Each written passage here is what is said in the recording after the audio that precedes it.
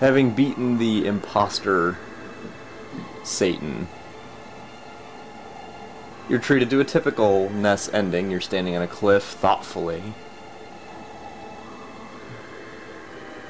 But this is not the end.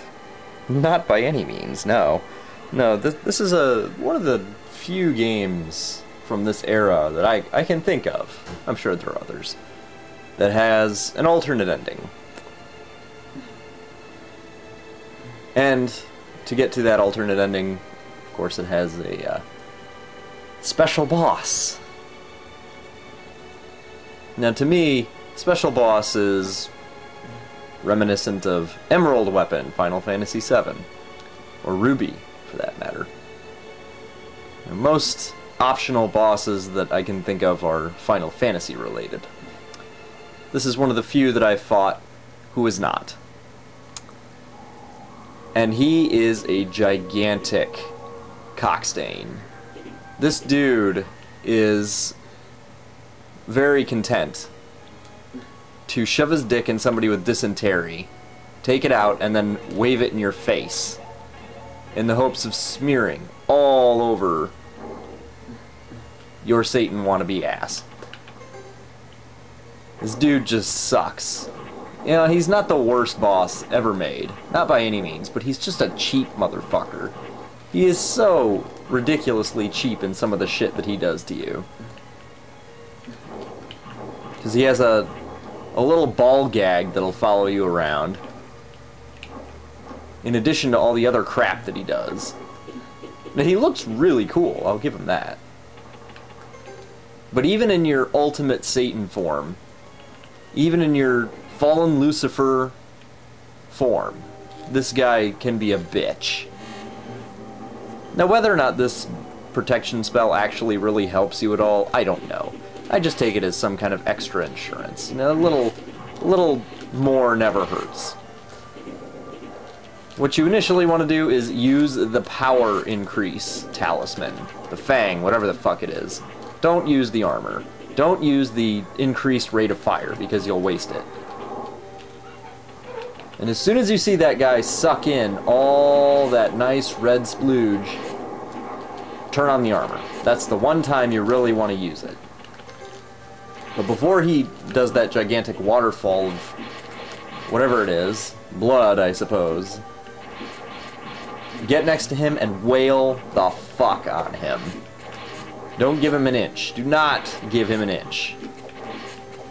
Then get up on the wall when he does this, and essentially you're gonna get hit.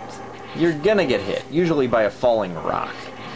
But the little sickles you can avoid pretty easily.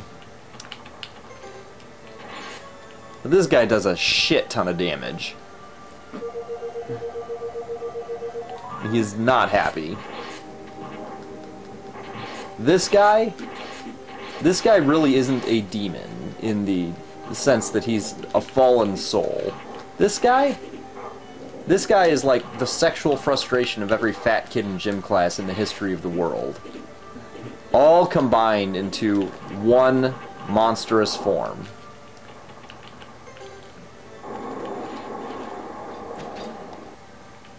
And you will know, there's nothing like the sexual frustration of a man. And to have so much of it combined is an almost unstoppable force. Almost. He is very stoppable. The biggest annoyance in this entire battle really is that damn ball gag. Because you'll get a nice pretty lineup on him when he's doing this little blood waterfall thing, and the fucking ball gag will come by and knock you out of place. It's really agitating. But to be honest, this is actually the first time I beat him, and once I realized that you could wail the hell on him when he was doing his waterfall move, that really made a difference. Those extra hits. In addition to the fact that I stopped using the Fang, I took a risk, knowing how much more powerful your attack becomes, and used the Fang instead of the armor. That was a good move. I didn't even go through all my ginsengs. Now, I'm sure there are some of you out there who have giant sack that can beat this guy without getting hit. There's probably people out there who can beat this fucker with just the fire crest.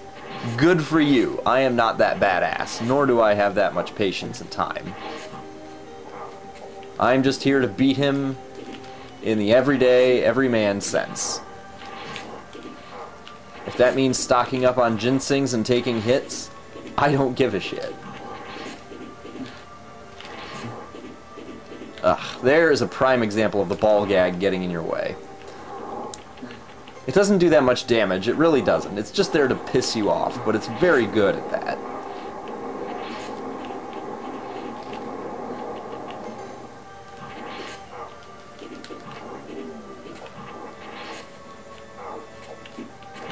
And I suppose as a side note, you never actually know when you're going to beat this dude. He doesn't change color like many other bosses.